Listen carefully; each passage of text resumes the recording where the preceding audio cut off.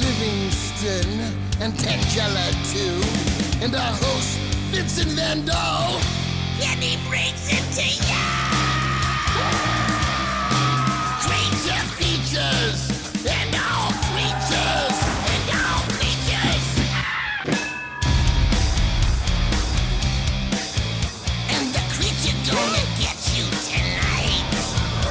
You better not turn out your bedroom light. He'll grab your head and give it such a bite. You may even die, just from a fright.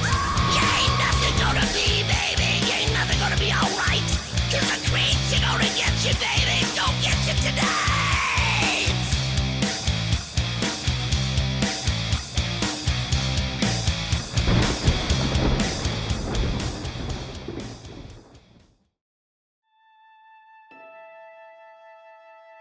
These are the voyages of the Starship Enterprise.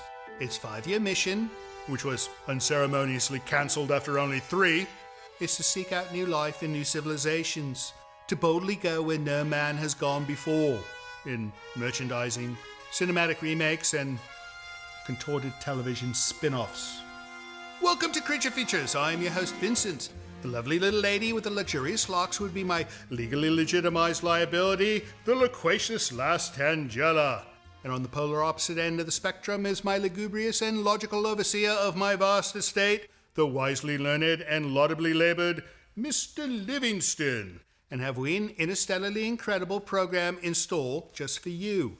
As alluded to prior, we'll be on a Trekkie track tonight, because our show guest has much to tell us about the original Star Trek series. And you would certainly know because he has appeared in every single original episode.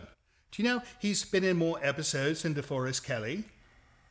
Join us tonight will be actor Jonathan David. You may not be familiar with his name, but if you're a fan of the original Star Trek of the 60s, you'll most surely recognize his face. He'll tell us tales about the original cast, explain in great detail how he was to become such an important staple to the show, and also regale us with stories about the many Star Trek conventions he's taken part in. What? You really should allow me to do the booking for the show. Why, so you can schedule another fishmonger onto the program? I'll have you know that Livingston's idea of the perfect interviewee typically revolves around the gourmet cuisine industry. If he's not trying to book some snobbish sommelier onto the program, then he'll often suggest a self-aggrandizing sous chef from some obscure culinary boîte. I most certainly do not. Oh, what about the time you tried to bring in that prune farmer from Duncan Mills? That was different. That was organic. Prunes ripened on the backs of milk-fed alpacas does not denote organic. Moronic, more likely. Tangela, if I allowed you to fetch guests for the show, I would burden the remainder of my short-lived television career chatting with undertakers, embalmers, and confectionaries named Bruce. No, thank you. Movie-wise, we'll take in a lovely film from 1958 entitled Fiend Without a Face. It's a black and white film with no famous names that I could immediately recognize, but the film comes highly rated by some of our viewers, and we gather that the rest of you might like it as well. So don't go away, for it shall be another night of faceless galactic fright, right here on Creature Features. Stay tuned.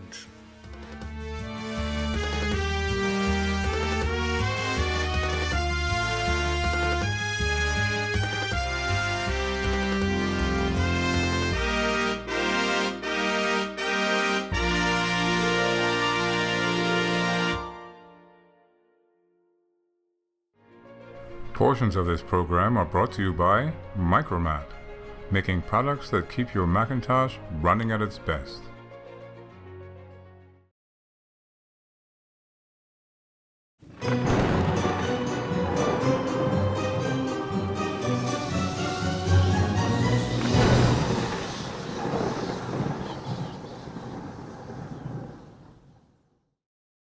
It's Creature Feature Night. You know, it's my favorite night of the week. Mine too. Maybe my favorite night of the year as well, but there's like 52 of them, so it's nice. Welcome, friends. You have tuned into Creature Features, and if you don't know what the show is, we show a movie and have a guest, right? That's about all we do. And then occasionally Tangelo will scamper through, and you'll meet her if you, again, are new to the show. Old-timers know the show quite well, and they know that tonight we'll be showing a movie called Fiend Without a Face. But first, our guest, we've got with us Jonathan David. And Jonathan, you are probably one of the most unique actors from the Star Trek realm I've come across. We've had several sat in that chair, and they've all done like small parts. But your claim to fame is you've been in every episode of the original series. Yes. So, the first thing I've got to ask you is what were you, like 12 years old? You look so young. Well, it's in the genes. I don't show my age. I'm actually older than I look. Oh, that's nice. Yeah. So you have the benefit of both keeping a young face and being able to take an early retirement, I take it. Yeah. Right. All right, so we're going to chat with you about what you did on the show, but first, the film, Fiend Without a Face. Have you seen this one? A long time ago, I saw it, yes. Is it a good one? Are we in for a treat? We're in for a treat. I liked it. What did you like most? Without giving spoilers. The mystery in the beginning. The mystery in the beginning. All right, it's a mystery movie that gets horrible because I cheat. I will jump ahead and look at pieces so I know what I'm getting. I've got to make sure I don't get frightened. If I were to get frightened right in front of the television audience, they would not watch the program anymore because it'd be a sight to behold. Oh, we don't want that. True story. All right, so let's get the film started, and when we come back, we're going to find out all about what Jonathan did for the original series. See you on the other side of the break.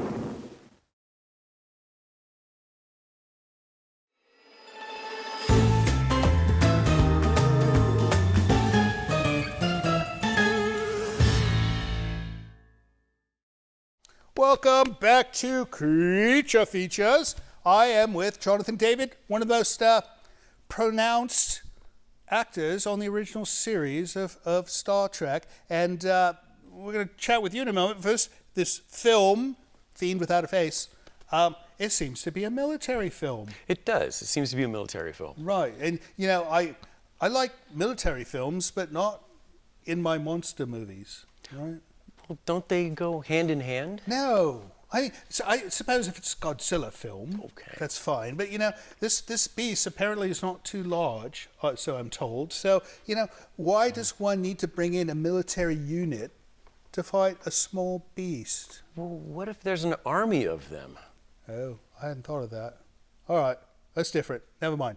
All right, let's talk about Jonathan. So, you, how did you get this gig? Well, I went to the studio, Paramount, right, to work on another television show, Mission Impossible. Oh, I love that program. Great show.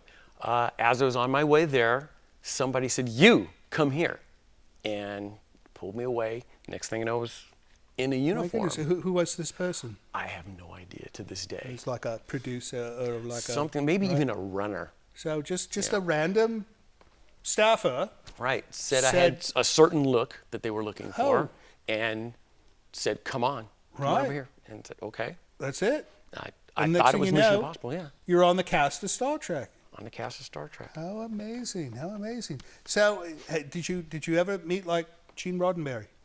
I did meet Gene Roddenberry. Very nice man.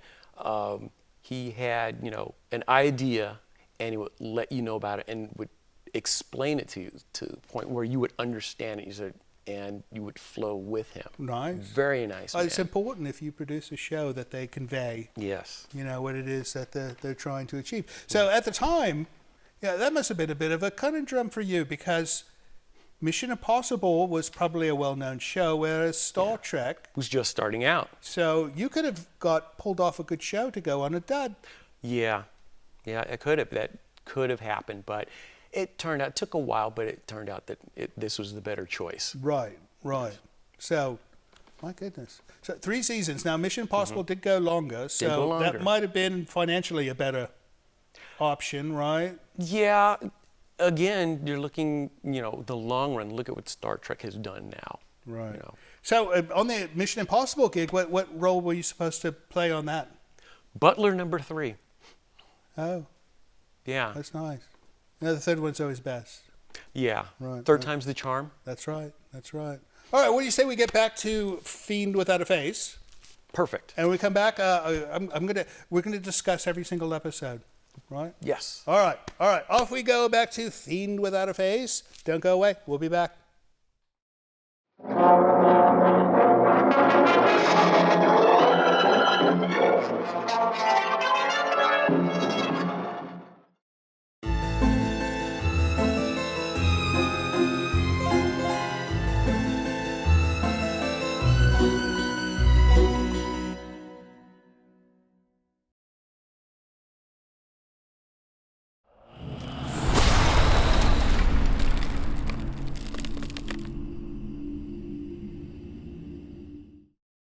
Welcome back to the show.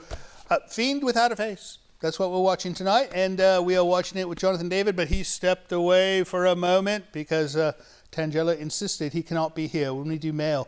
You know, I think she thinks she's going to get a gift, and if there's somebody else there, that they will take her gift. That's my theory. I could be wrong. Interesting theory. So our guest, he's an interesting guest, don't you think? Indeed. Yeah, I didn't know why he lacks any enthusiasm for our guest. He's such a Star Trek fan. And here we have somebody from the original show, and he's like all scoffy. Anyways, mail time. You send us mail. If we don't read the mail, then people become angry at us. Then it won't get read. And it won't get read. So how about some mail, Mr. Livingston? Eileen Doherty. Eileen Doherty from San Francisco, I assume? Subject, love you guys. As a native San Franciscan, my earliest memories are of Creature Features and Chilladilla. You know, I keep hearing about this Chilladilla thing. I've never seen it. I've never heard of it, actually. Did they show that here, Tom? Chilladilla, yes they did. They did. Channel 2. Saturday afternoon. Oh, all right. Well, I was not here. I'd watch with my cool aunt who gave me TV dinners. Vince, you're awesome and handsome. I told you. Tangela, absolutely adorable. And Mr. Living is handsome and sophisticated. He already read the note. He knew it was coming. That's why the nose went up in the air. As do you all perfectly. I wonder where in Germany Mr. Livingston lived. Yes. I don't wonder. She wonders. I wonder where in Germany Mr. Livingston lived. Frankfurt. Frankfurt. Always? Not always. So, name another place. Bavaria. Name another place. She says she lived there in Heidelberg. Have you ever lived in Heidelberg? I have not lived in Heidelberg, but I've been there many times. Well, I've been there many times, but it's not the same. You never lived there. No. All right.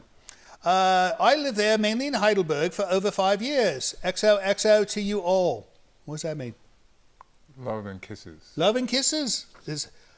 That's a nice way to write it. Eileen Doherty from, I assume, San Francisco. Thank you for writing, Eileen.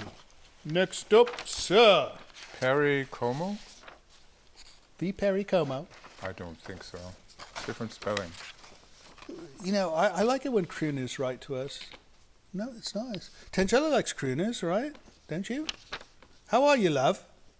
What'd you do to your doll? Oh, it's got glasses. That adds a lot. That makes it pretty. Okay, so Perry Como in Canada. I don't think it's the same Perry Como. I don't think so either. We'll find out. Maybe he could send us a tape of him singing if it is. Vincent, you are a lovely riot and proper suitor of a horror host for Creature Features. I saw whatever happened to Aunt Alice and decided to start a collection of old and unique coins. Happy to be a Patreon of your show. Well, thank you for that. By the way, can you and the gang check out if The Evil from 1978 is available? Teenage kids will love it, and it has a somewhat happy ending concerning the basement. You know, I was looking at our list of possibilities, and that is on that list, so you might see that here in the not-so-distant future. Thank you, USA. Love Canada. Perry Como. Well, thank you so much, Perry, and send us a tape of you crooning, if you would. Next up, Mr. Livingston. Robert Coleman from Dayton, Ohio. Gesundheit. Oh, goodness. Robert Coleman, Dayton, Ohio. Hi, my name is Robert. I'm from Dayton, Ohio. This is my first time writing in. I watched every week for at least the last year and a half, and I've been watching often since I recognized your show as was on my local access channel. I grew up watching Dr. Creep, The Cool Ghoul, and of course, Creature Features in the 70s. In your intro, there is a clip from a movie I am trying to find out about that is called Phantom of the Paradise. You know that clip, the clip of the openings, right? Starring Paul Williams. I saw this movie when I was in LA in 1974 when it came out, and I have not seen it since. I would very much appreciate if you could show this movie. Thanks again, and enjoy watching your show. Stay spooky. Robert Coleman, Dayton, Ohio. Okay, Robert, so that movie is one that we quite possibly can get. However, I will not run that movie until I have Paul Williams himself sitting in this seat. I know, I refuse to do that film without Paul Williams present. Is he still available? Yes.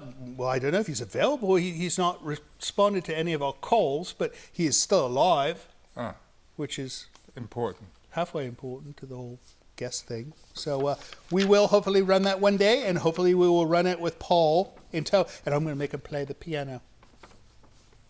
No, he's a master at the piano. I'm told he's quite good. No, he wrote all the Carpenter tunes. The Carpenter. Thanks for writing, sir. Steve Luckett from Mobile, Alabama. Last one from Steve Luckett, Mobile, Alabama.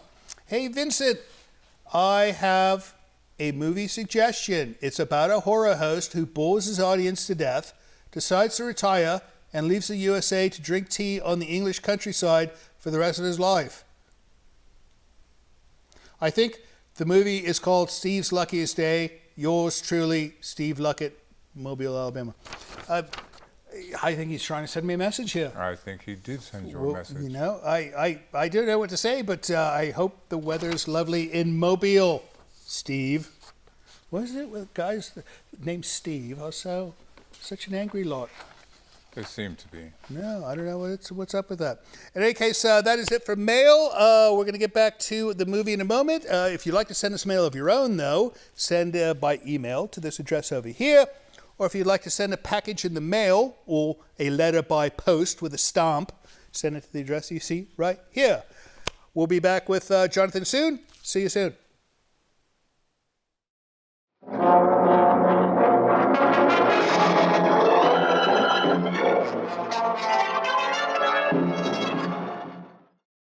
Portions of Creature Features are brought to you by the Winchester Mystery House in San Jose, California. Explore the mystery at winchestermysteryhouse.com.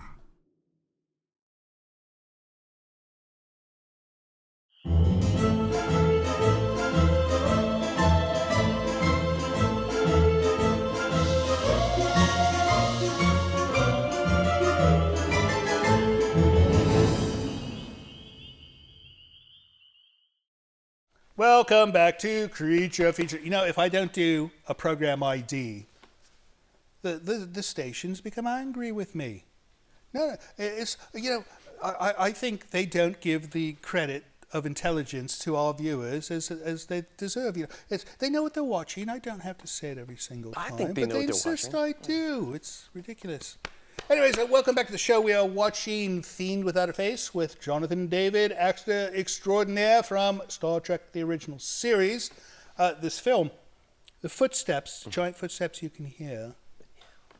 Yeah, I'm beginning to think this is a ghost film. Right? Now, in this home, we hear this whole night long. There's somebody angry slamming their feet. I used to think it was Livingston. But, you know, now we've got apparitions that apparently have bad shoes. No, back in the 1800s, they used to wear wooden shoes, I'm told. Yeah, I heard that too. That would make quite a bit of racket. Yeah. Anyways, enough about this film for now. Let's talk about Star Trek. Now, one of my favorite episodes of that program was one entitled City on the Edge of Forever. Do you remember that one? That one was my favorite as well. And you played a role in that. I had a role in it. Yes. So tell us. Well, it's at the beginning of the episode. Right. And Kirk and Spock go into the Guardian. That's the circle. Right. The Time circle. machine. Time machine. Right. Time portal, yes. Right. I missed my cue. I was supposed to go through as well. I missed my cue, go running in after him, and I tripped and So fell. it's supposed to be 3. well, no. First it was McCoy went through. Right, Crazy. so it's been 4, yes. Right, and then Spock and Captain Kirk and you were supposed to go through, Supposed to go through, yes. and you missed your cue. I missed my cue. And so what happened? Well, it ended up on the cutting room floor, unfortunately. Well, of course it did. Yeah. You didn't jump through the time machine in time. I actually fell through it, actually. Oh. I suppose it was a set, not a real time machine, right? It was a set. It was not a Right, real time machine. so- I would have been a lot more trouble if it were a real time machine. You must be problematic around paper mache, eh? Yeah, a little bit here and there. All right. Okay. Right. So, transporters. What is it like Oh. to transport on Star Trek? Actually, that's a special effect. Oh. Yes, you it would is. stand on the discs, and the discs were a drop-away platform, and you would slide down a tube. Now, Gene always had to tell Leonard Nimoy, keep your chin up, and it wasn't an encouragement. It was like, because he kept hitting his chin on the bottom of the floor transport. oh Yeah. my goodness. So he'd keep his chin up. They'd Right. slide down, and then they'd bring the sparklies down in perfect shot. And the sparklies, how did they do that? They would just drop down, sparklies from Like glitter? Glitter. Oh. Yeah, glitter. That's incredible. And that's it. It was all done in camera, I suppose is what they call it. Oh, in post. Right. Yeah, Right. in post. All right. All right. That's good to know. I mean, I always figured that they had some technology that they had not yet shared with the U.S. government, and therefore we do not have transportation abilities yet. Right. That makes sense. Unfortunately, a lot of people thought that, but it just wasn't true. Right. All right. Well, what do you say we get back to this movie? Sounds like a plan. All right. You stay there, and you stay there, and I'm stuck here because I'm tied to the chair with a microphone cable.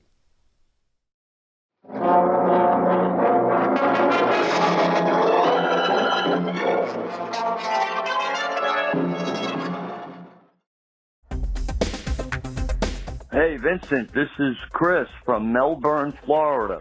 Just wanted to share a message. You have a wonderful show. We enjoy it immensely. Me and my wife, Victoria.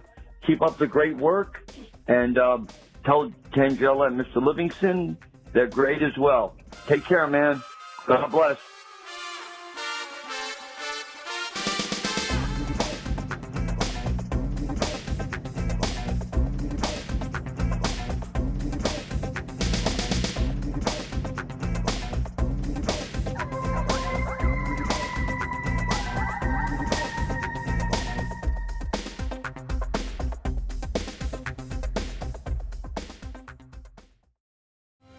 Hello, this is Livingston.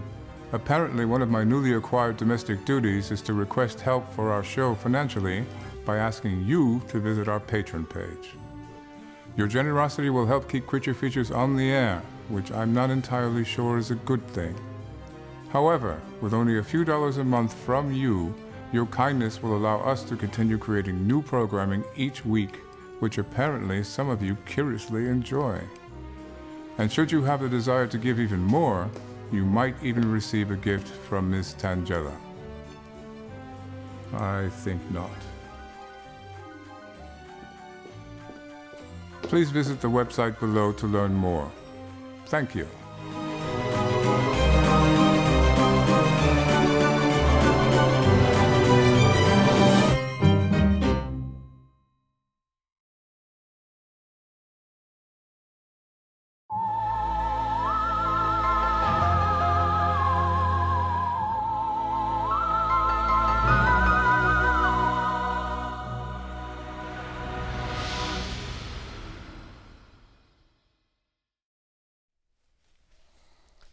Typically I have a makeup person here to take care of this for me, and who does your hair?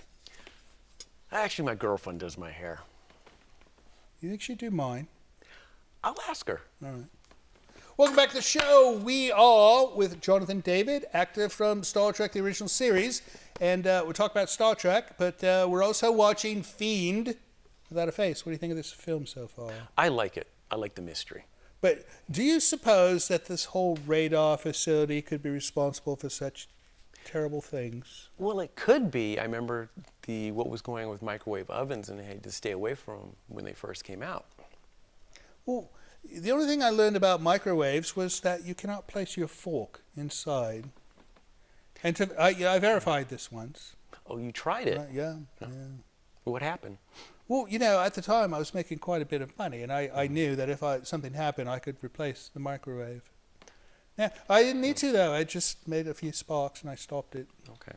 Yeah, so don't put forks in your microwave oven, or this Fiend Without a Face might show up, right? That could be how the whole thing started. We'll find out soon, right? Very soon. Right. Anyways, we're not here to talk about the film. We're here to talk about you and your acting. So, your favorite Star Trek episode? Without a doubt, Arena. Arena. This would be the one with the lizard man. The Gorn. Oh, the Gorn. The Gorn, yes. I don't know how they yes. came up with that name. So, what was it like doing that one? I love that. It was shot out in the desert. Right. Scorpions, snakes. I loved it. Unfortunately, I got sunburn. Oh, that's not good. So, yeah. No, well, you're out in the desert, right? Out in the desert. Yeah. Right. They had put aloe vera on me and stuff like that. That's helpful. Right. Yeah, it was good for me. I It's do good that for you. sometimes. Yeah. Right. So filming that, I'm trying to recall that episode, and which part might I seen you in? That's an interesting story. The director decided to take a unique approach. Right. And kind of motivate my acting. Right. So he actually got up out of the director's chair and comes up, pulls me aside. He says, "Jonathan, you're vaporized," and says, "Action." That is a rather unique approach. So, you were dead before you were actually dead, in a sense, right? Yeah. Right. Yes. No, yes. it's like it's almost like you were put into purgatory. Yes. Right. Like that. Yes. Well, that's somewhat rather sad that the camera was not rolling. It did have me dig deeper into my character, and I went into like method acting kind of a thing. Oh, it was right. motivating. He was absolutely right. It was very motivating. So it did improve your performance. Yes. Right. No, that would make you better for perhaps the next episode. Exactly. Right. That makes lots of sense. Yes. So, what do you say we get back to this film? Sounds great. All right. Well, let's get back to Fiend Without a Face. Hopefully, we will see a fiend and a face soon, or the lack of a face. And when we come back, we're going to talk about some other stuff you've done. Right? Right. Right. So off we go. Fiend Without a Face. We shall see you on the other side of the break.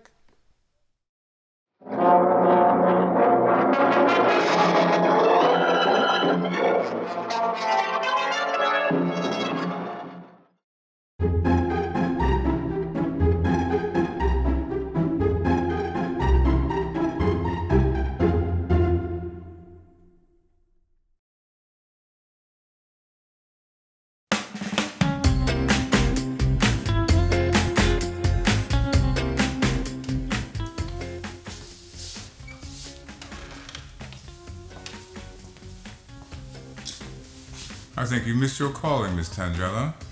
A funeral home would pay quite well for your work.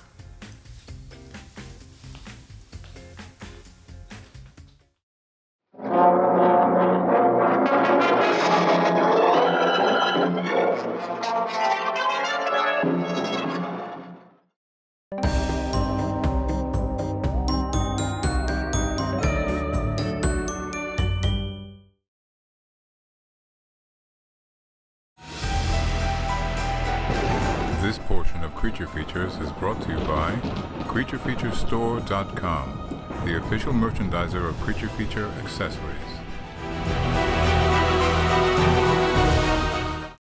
Welcome back to Creature Features.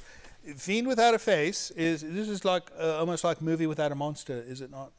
It can have that appearance. But remember, they're invisible. Ooh. But at least even the Invisible Man put on trousers and we could see legs walking around. This is, yeah. They're always blaming everything on radiation too. Yeah. Radiation does good things, right? I mean, as someone who worked on the Starship Enterprise, you would know, right? There wasn't radiation involved at all. We didn't use radiation on the show.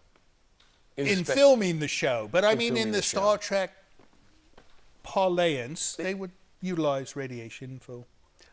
But it was a different kind of radiation. It was dilithium crystals. Oh, ooh, I figured it was just another type of plutonium. Yes and no. All right. Conventions. Yes. I understand you have been to almost every Star Trek convention since, what was the first one called? SpaceCon, Oakland. SpaceCon? No, they had some before that. The Red Hour Festival, yes. You did that one. I did that one too. Right, yes. right. So SpaceCon was in the 70s. SpaceCon was in the 70s. And then you did, what else? WonderCon. Oh, WonderCon. All the WonderCons, yes. Right, Mhm. right, Yeah. right. And what are some of the most recent ones? Did San Jose Comic Con. Oh, Silicon Valley Comic Con. Yes. We were Silicon there. Valley. Were you? We were in the, they put us in the A-list celebrity section. Oh. It was nice. No. That was the first time we. Typically, they put us between, a person selling stuffed animals and another person selling loud things. Ooh. That's typically where we are at a table in the vendor section. Where did they put you? I was on the 5th floor by conference room 7. The 5th floor. I never made it up there. How many other stars of Star Trek were in that area? Just me. Oh, just you. Yeah. So it was almost like a VIP section for you, right? More like a hallway. Oh. Yeah. All right. Well, that hallway is good. I mean, the entire hallway was yours. Yeah, I had the entire hallway. Oh, that's it was great. nice. Yes. And with a lot of people going. A lot of people come by mostly asking questions. Right. Like, how do I make copies? Oh. And were you equipped to help them with this? Yeah, I point them in the right direction on how to do it. Yeah, Right. Other questions, where's the restroom? Oh. Well, I suppose as, a legendary star of stage and screen, one would assume you'd know a small bit of data like that. I right? knew where it was, yes. Right. Well, yes. I suppose you had to use it once or twice yourself, right? A couple times, yeah. Right. A couple That's times. Good. No. Yeah. So you sell autographs and things. Yeah, I had a fan base more like friends. Oh, right. Well, that's my biggest fan base is my friends as well. Yeah. The best fans are your friends. This is true. So I'm told. Very true in my case, yes. Very You think true. we should get back to this film? Sure. Let's do it. Yeah. All right, back to Fiend Without a Face. We're going to finish this up. When the credits roll, do not change the station because we're going to have more with Jonathan, and then we're going to bring Tangela out, and you guys love Tangela, so stick around for that. See you on the other side.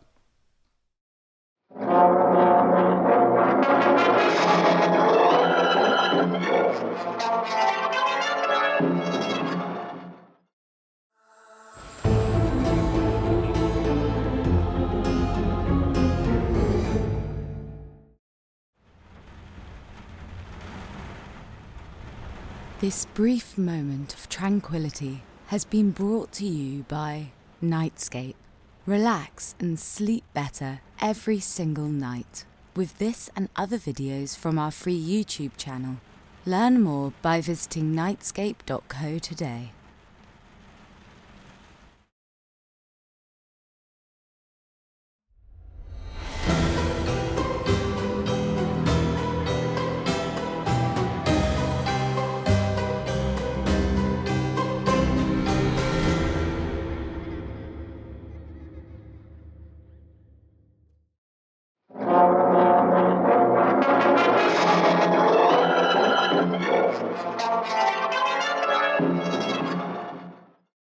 And so ends Fiend Without a Face. This is like the third film that I've seen where just flip a switch and everything dies. Yeah, the only thing, the problem with that is the reactor was melting down. So if you just flip a switch and turn it off, that would make things worse. Well, I would assume. I don't know. Well, we could get technical with these old films, and I suppose back then it was a bit more believable. Yeah, what you don't know. Yeah, right. So, what do you think of the film, Tangela? She likes the old black and white stuff. I don't know why, but she seems to like it better because the blood looks different. It is different. No, she In likes- some movies she they likes use doing like Bosco or something like that. Right. So, anyways, Jonathan, what do you got going on next? Going on next, I'm giving a lecture at the Petaluma Public Library, and it's on mastering AOL. Oh, I cannot see his eyes anymore. Can you make an adjustment so I can see his eyes? Not the new ones on the top, but just his actual eyes. There we go. That's better. All right, so you're doing a presentation on AOL. What in God's name is AOL? America Online. Now, you've heard of that. No? What is it? It is a browser that allows you to surf the internet. Oh, I've already got one of those. Why would I want another one? This is the original. Oh. This is how it all started. So it's like anti-computing or something? Is this something, the thing? Some view it that way. I've but never heard of this service. I look at it as the pureness of the internet. Oh. All right. No, that sounds amazing. How can I learn more? Well, I've got a disc in the car. I could. Right, we'll take care of that later. Anything else going on of particular note? I'll be at conventions. Oh, good. When they come up. Right. Yeah. No, we're going to be doing a couple of those too. Okay. Any big ones? I believe it is Silicon Valley Con. Oh, they doing that one again? Yes. I don't know if we're doing that one. I'll have to look on the list. Okay. Right. Well, Jonathan, thank you so much for coming on our show Thank you and for having me on the entertaining show. us with tales from the world of Star Trek, and thank you for putting up with the No problem. antics. And it actually does look good on you. Does it? Yeah, no, you look like an alien on Star Trek. All right. All right, and then next time you're in town, come by and see us, all right? I will. All right, as far as you guys go, thank you for staying up late and watching our program with us. We hope you enjoyed the movie and the guest. But next week, we're going to have somebody different, and we're going to have a different movie as well. I think it's going to be a good movie, right? Better next time, yeah. So join us next week, and have a wonderful rest of your weekend. And don't forget, we love you. See you next time. So, Jonathan, listening to your tales about being on Star Trek and getting that role in the parts that you did, it seems to me that acting is a pretty easy job. I was starting to think the same thing about horror hosts.